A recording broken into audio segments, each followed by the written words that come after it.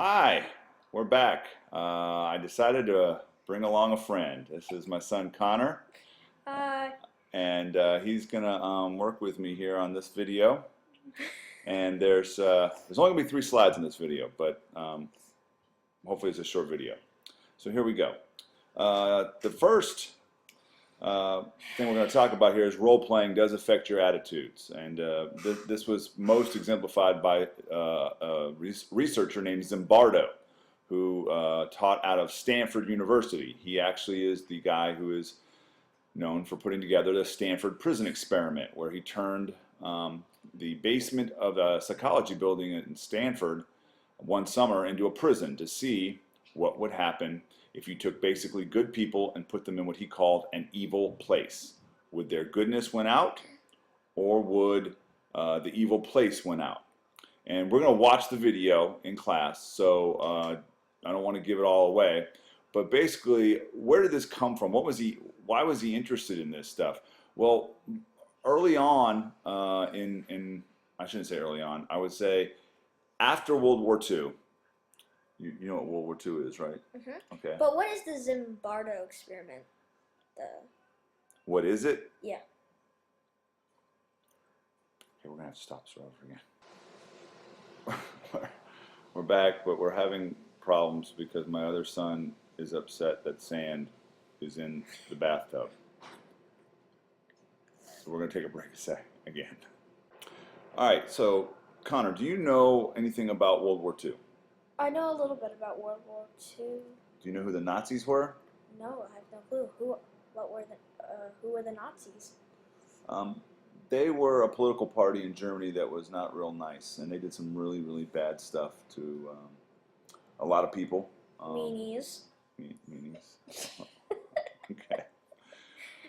But from World War II, from those problems we had with the Nazis, a lot of scientists, psychologists especially, were very curious about how are they able to convince an entire country to do some of these things. And so we have some studies that came out of this era, the 1950s, 1960s, and the 1970s, that enlightened us a great deal. One of them is Zimbardo. Okay, and well, I shouldn't say Zimbardo. It's the Stanford Prison Experiment.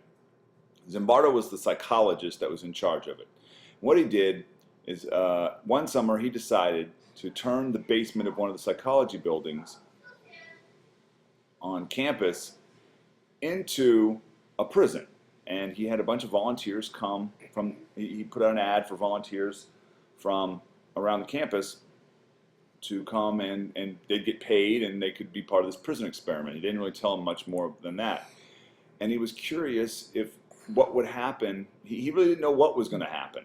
And the experiment was supposed to go for, I think it was 14 days. I think they only got to 6.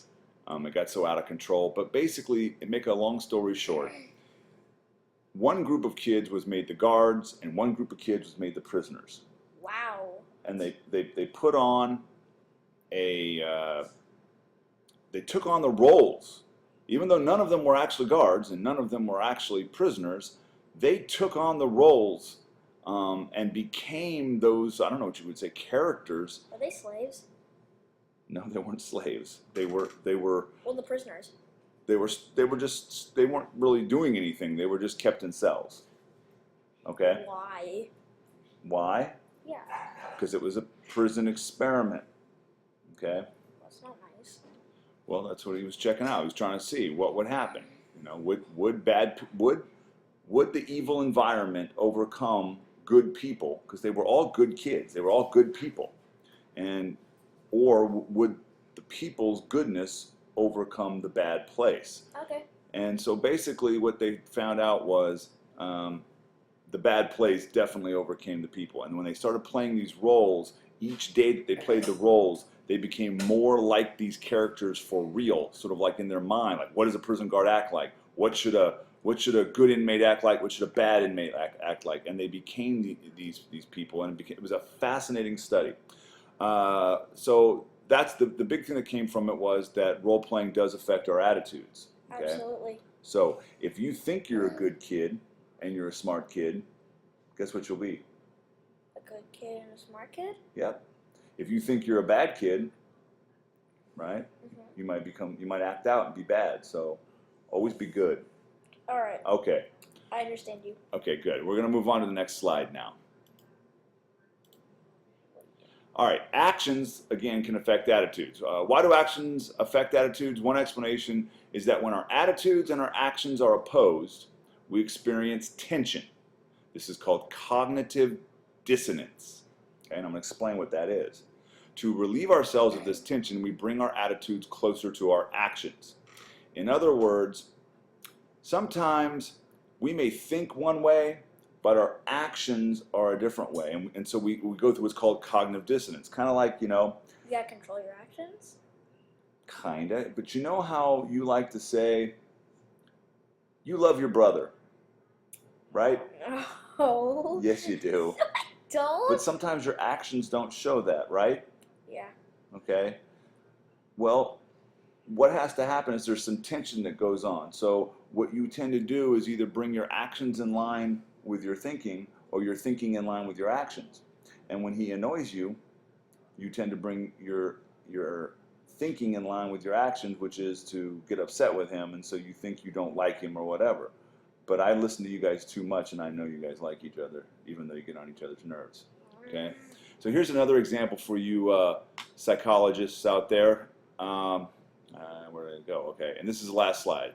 So here we go. We have Fiona's attitude about, I'm trying to read it, the tuition, here at the school, at a university is too high. But then she knows she has to pay it, and she knows the school needs money in order to operate. So she has cognitive dissonance. She doesn't like paying the money, and she's irritated by paying as much as she has to, but she does it anyway. So what does she do? She has an awareness that her attitude and behavior are inconsistent, so she eventually resolves the dissonance by, maybe the school has a point, maybe we need the money, or maybe they need the money, I apologize. So that is cognitive dissonance in a nutshell. Hope you enjoyed this. Again, this is Mr. Densberger's son, Ethan. And Connor! Oh, Connor, sorry. What are you talking Oh, about? my mistake. I don't even know my own children. Sign it off. Bye.